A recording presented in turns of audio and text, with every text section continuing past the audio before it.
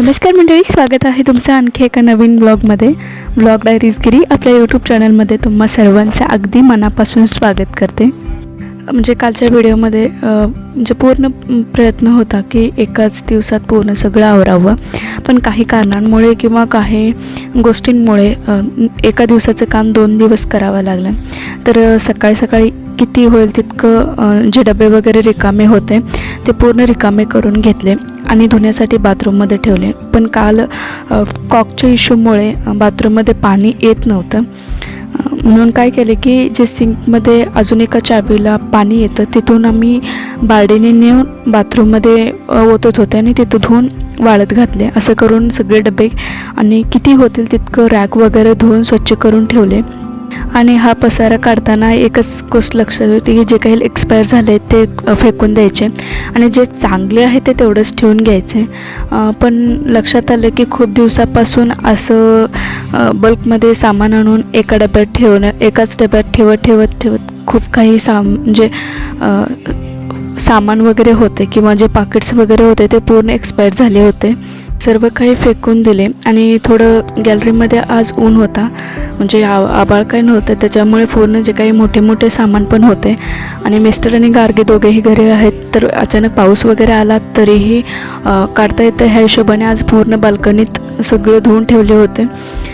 आणि जो काही किराणा आणला होता किंवा जो काही एक्स्ट्राचं जे साहित्य होतं ते भरून ठेवायचं काम चालू होतं. शक्य होईल तितकं एकाच डब्यात किंवा जे पीप म्हणजे प्यायचे पाणी वापरण्यासाठी जे पीप वापरतात त्या पीपमध्येच ठेवले, कारण तो थोडं गळतो, त्यामुळे मी जास्त वापर करत नाही. किराणा वगैरे भरून ठेवण्यासाठीच मी त्याचा वापर करते. तर तेच चालू होतं की जे काही डब्यात वगैरे प्लास्टिकचे जे होते ते जे काही एक्सपायर झाले ते वगैरे चेक करून जे चांगलं आहे तेच ठेवायचं काम चालू होतं. पण एकाच डब्यात मावणार नाही हे पण माहीत होतं. हे सर्व करता खूप जुने म्हणजे 2 वर्षाच्या पाठीमागचे जे शेबे होते ते पण थोडं वर उन्हात घातले होते, कारण खूप दिवस झालं डब्यात तसेच होते. वास वगैरे येऊ नये म्हणून ते पण वरती घालून आले. शक्य होतील तितके डबे धुवायचे आणि पुसून ठेवायचंच काम चालू होतं. तर आज सकाळी फक्त नाश्ता इतकंच आवरला होता आणि नाश्त्याला फक्त पोहे बनवलं होतं. आणि जे दुपारचा जो स्वयंपाक आहे हे काम आवरतच ते पण स्वयंपाकाची तयारी चालूच होते.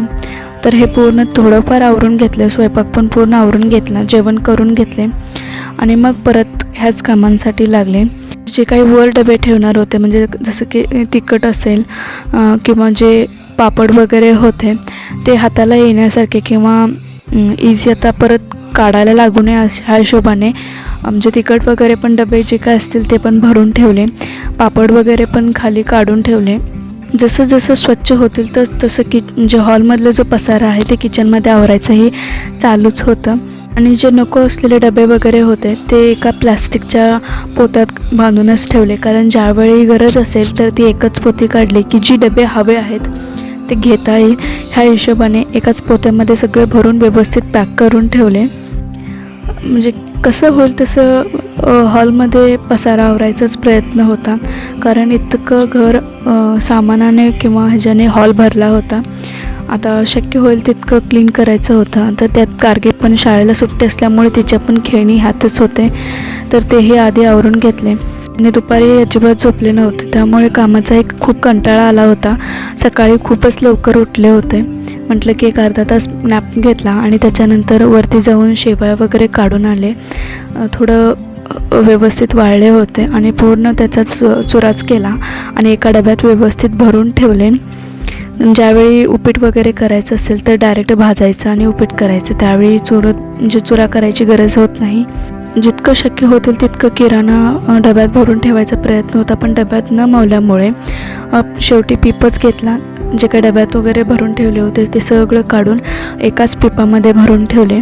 त्यामुळे सगळे होतील तितके डबे रिकामे झाले. त्यामुळे आता एकच पीप ज्यावेळी जे काही हवं असेल तर त्या पीपमध्ये घेता येतं ह्या हिशोबाने सगळं किती होतील तितकं मावण्याचा प्रयत्न केला. आणि जे रेग्युलरचे जे पिठाला वगैरे लागतात ते पण डबे आधी पूर्ण लावून घेतले. ज्वारीचं पीठ, नाचणीचं पीठ, रेशन तांदूळ आणि डाळीचे पीठ वगैरे छोट्या छोट्या डब्यात आहे. साखरेचा डबा पण धुतला नाही, त्यात अजूनही साखर आहे. जसं वेळ मिळेल तसं मी ते पण धुवेन. हे जे रॅक वगैरे होते ते पण लावून घेतले. हॉलमधले एक 70% तर पूर्ण पसारा आवरला होता. त्यावेळी लक्षात आलं की बापरे, हा रॅक आणि ट्रॉली एक राहिलेला आहे भाजीपाला ठेवायचा. तर तेच आता मी रिकामं करून घेतलं आहे आणि शक्य होतील तितकं ते पण पूर्ण मसाले वगैरे भरलेलेच होते डबे.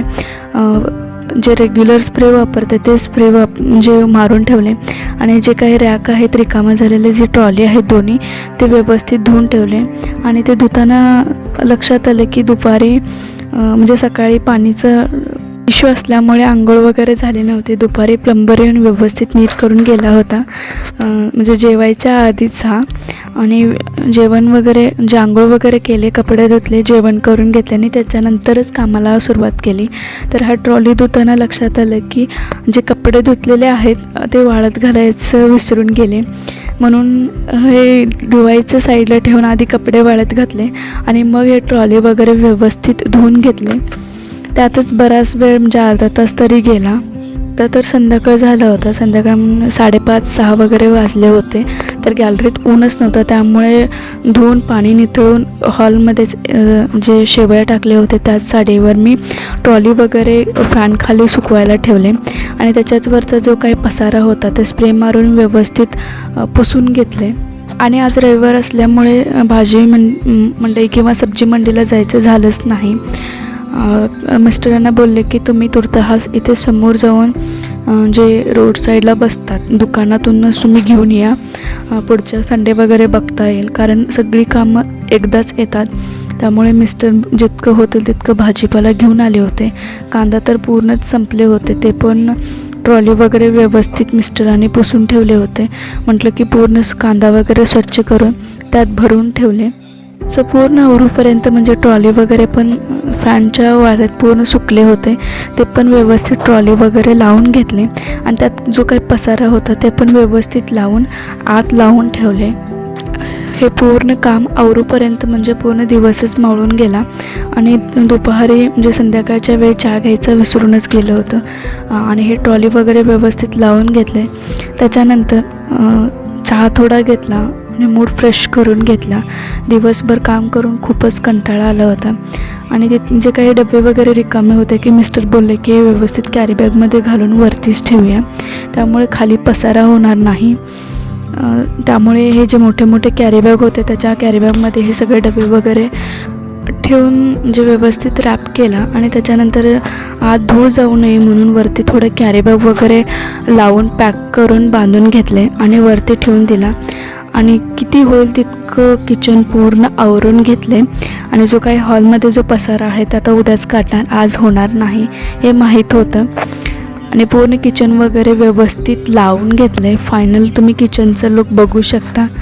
ज्यावेळी असं किचन बघते अगदी मन भरून येतं आणि फायनली कसं तरी म्हणजे मनासारखं स्वच्छता पण झाली आणि लावून पण झालं. तर व्हिडिओ बघणाऱ्या प्रत्येकाला मनापासून धन्यवाद म्हणत आजचा व्लॉग मी इथेच संपवते. तर व्हिडिओ आवडत असतील तर व्हिडिओला नक्की लाईक, शेअर आणि सबस्क्राईब करायला विसरू नका. भेटूयात अशाच एका नवीन व्लॉगमध्ये. तोपर्यंत धन्यवाद.